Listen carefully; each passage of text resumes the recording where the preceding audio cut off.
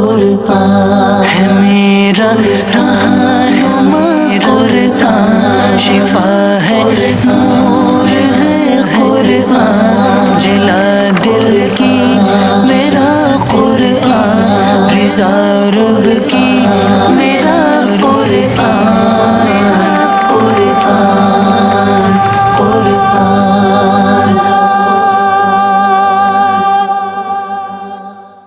الحمدللہ رب العالمین والصلاة والسلام علی سید المرسلین، اما بعد فاعوذ باللہ من الشیطان الرجیم، بسم اللہ الرحمن الرحیم۔ الصلاة والسلام علیک یا رسول اللہ وعلی آلک واصحابک یا حبیب اللہ، الصلاة والسلام علیک یا نبی اللہ وعلی آلک واصحابک یا نور اللہ۔ میٹھے میٹھے اسلامی بھائیوں اور مدنی چینل کے ناظرین، وقت ہوا ہے ہمارے سلسلے کا جس کا نام ہے ایک قصہ ہے قرآن سے۔ قرآن ہے میرا رہنما قرآن، شفا ہے نور ہے قرآن، جلا دل کی میرا قرآن، رضا رب کی میرا قرآن، قرآن قرآن۔ آج کون سا قصہ، آج کون سا واقعہ سننا ہے؟ جی ہاں، آج ایک ایسے عظیم مارکے، ایک ایسے عظیم واقعے کی بات کرنی ہے۔ ایک ایسی بھی جنگ اس دنیا میں ہوئی جس جنگ کو لڑنے کے لیے سپاہیوں کے ساتھ ساتھ فرشتے بھی نازل ہوئے۔ جی ہاں، اسلامی تاریخ کا ایک سنہرا باب۔ آج بات ہوگی غزوہ بدر کی۔ یہ وہ جنگ ہے جس میں اللہ تبارک و تعالیٰ کی طرف سے مسلمانوں کی مدد کے لیے 5000 فرشتے میدان جنگ میں آئے۔ یہ کب آئے، کیسے آئے، کس وجہ سے آئے، اور اس میدان میں ان کے تشریف لانے کے بعد اس جنگ کے نقشے کا کیا بنا؟ آئیے قرآن سے یہ واقعہ آپ کی طرف بڑھاتا ہوں۔ یاد رہے، اسلامک ہسٹری کا، اسلامی تاریخ کا یہ سنہرا باب ہے۔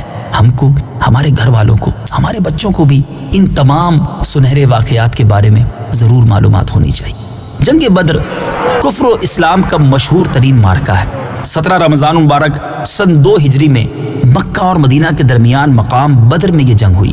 اس لڑائی میں تعداد اور اسلحے کے لحاظ سے مسلمان بہت ہی کمتر اور پست حالی میں تھے۔ مسلمانوں میں بوڑھے، جوان، بچے، انصار و مہاجرین کل ملا کر 313 مجاہدین اسلام علم نبوی کے زیر سایہ کفار کے ایک عظیم لشکر سے نبرد آزما تھے۔ سامان جنگ کی قلت کا عالم یہ تھا کہ پوری اسلامی فوج میں 6 زرہیں اور 8 تلواریں تھیں، اور کفار کا لشکر تقریباً 1000 نہایتی جنگجو اور بہادروں پر مشتمل تھا، اور ان بہادروں کے ساتھ ساتھ 100 بہترین گھوڑے، 700 اونٹ اور قسم قسم کے مہلک ہتھیار تھے۔ اس جنگ میں مسلمانوں کی گھبراہٹ اور بے چینی ایک قدرتی بات تھی۔ حضور اکرم صلی اللہ تعالیٰ علیہ وسلم رات بھر جاگ کر خدا عز و جل کی بارگاہ میں مصروف دعا تھے کہ الہی، اگر یہ چند نفوس ہلاک ہو گئے، اگر یہ چند لوگ ہلاک ہو گئے تو پھر قیامت تک روئے زمین پر تیری عبادت کرنے والے نہ رہیں گے۔ یہ تاریخی دعا ہے۔ کیا رکت ہوگی کہ رحمت للعالمین صلی اللہ تعالیٰ علیہ وسلم رب العالمین کی بارگاہ میں محو دعا ہے۔ دعا مانگتے ہوئے آپ کی چادر مبارک آپ کے مبارک کاندھوں سے زمین پر تشریف لے آئی اور آپ پر رکت طاری ہو گئی، یہاں تک کہ آنسو جاری ہو گئے۔ حضرت ابوبکر صدیق رضی اللہ تعالیٰ عنہ آپ کے یار غار تھے۔ آپ کو اس طرح بے قرار دیکھ کر ان کے دل کا سکون و قرار جاتا رہا۔ انہوں نے چادر مبارک کو اٹھا کر آپ کے مقدس کندھے پر ڈال دیا اور آپ کا دست مبارک تھام کر بھرائی ہوئی آواز میں بڑے ادب کے ساتھ عرض کیا کہ حضور اب بس کیجیے، اللہ تعالیٰ ضرور اپنا وعدہ پورا فرمائے گا۔ اپنے یار غار صدیق جان نثار رضی اللہ تعالیٰ عنہ کی گزارش مان کر آپ نے دعا ختم کر دی اور نہایت اطمینان کے ساتھ پیغمبرانہ لہجے میں یہ فرمایا۔ چنانچہ پارہ 27 سورہ قمر آیت 45 میں ارشاد ہوتا ہے، سَيُهْزَمُ الْجَمْعُ وَيُوَلُّونَ الدُّبُرَ۔ ترجمہ، عنقریب سب بھگا دیے جائیں گے اور وہ پیٹھ پھیر دیں گے۔ میٹھے میٹھے اسلامی بھائیوں، دعائے مصطفیٰ ہو چکی ہے۔ صبح جنگ کا سما ہے اور اس جنگ میں 313 مسلمانوں کے سامنے 1000 کا لشکر جرار ہے۔ اس جنگ کا نتیجہ کیا نکلا؟ اس صبح ایسا کیا ہوا کہ آج بھی بیان کریں تو ایمان تازہ ہو جاتا ہے۔ صبح کو حضور اکرم صلی اللہ تعالیٰ علیہ وسلم نے ایسا ولولہ انگیز واز فرمایا کہ مجاہدین کی رگوں میں خون کا قطرہ قطرہ جوش و خروش کا سمندر بن کر طوفانی موجیں مارنے لگا۔ اور آپ صلی اللہ تعالی علیہ وسلم نے یہ بشارت دی کہ اگر صبر کے ساتھ تم میدان جنگ میں ڈٹے رہے، اللہ تعالیٰ تمہاری مدد کے لیے آسمان سے فرشتوں کی فوج بھیج دے گا۔ چنانچہ 5000 فرشتوں کی فوج میدان جنگ میں اتر پڑی اور دم زدن میں میدان جنگ کا نقشہ ہی بدل گیا۔ حضرت علی رضی اللہ تعالیٰ عنہ مہاجرین کا جھنڈا لہرا رہے تھے اور حضرت سعد بن عبادہ رضی اللہ تعالیٰ عنہ انصار کے علم بردار تھے۔ کفار کے 70 آدمی قتل ہوئے اور 70 گرفتار ہوئے، باقی اپنا سارا سامان چھوڑ کر فرار ہو گئے۔ کفار کے مقتولین میں قریش کے بڑے بڑے نامور بہادر اور سردار جو اپنی سپاہ گیری میں، اپنے فوجی تجربے میں یکتائے روزگار تھے، وہ اتھارٹی تھے اپنی اس جنگجوانہ صلاحیتوں کے، ایک ایک کر کے سب موت کے گھاٹ اتار دیے گئے، یہاں تک کہ کفار قریش کی لشکری طاقت ہی فنا ہو گئی۔ مسلمانوں میں کل 14 خوش نصیبوں کو شہادت کا شرف ملا، جن میں 6 مہاجر اور 8 انصار تھے، اور مسلمانوں کو بے شمار مال غنیمت ملا۔ اللہ تعالیٰ نے جنگ بدر اور فرشتوں کی فوج کا تذکرہ قرآن مجید میں ان لفظوں کے ساتھ فرمایا۔ آئیے تلاوت قرآن مجید ان مبارک آیات کو سنیے کہ کس پیارے انداز میں رب عز و جل نے تذکرہ کیا، اور پھر ترجمہ سنیے۔ وَلَقَدْ نَصَرَكُمُ اللَّهُ بِبَدْرٍ وَأَنْتُمْ أَذِلَّةٌ فَاتَّقُوا اللَّهَ لَعَلَّكُمْ تَشْكُرُونَ۔ ترجمہ، اور بے شک اللہ نے بدر میں تمہاری مدد کی جب تم بالکل بے سر و سامان تھے، تو اللہ سے ڈرتے رہو تاکہ تم شکر گزار بن جاؤ۔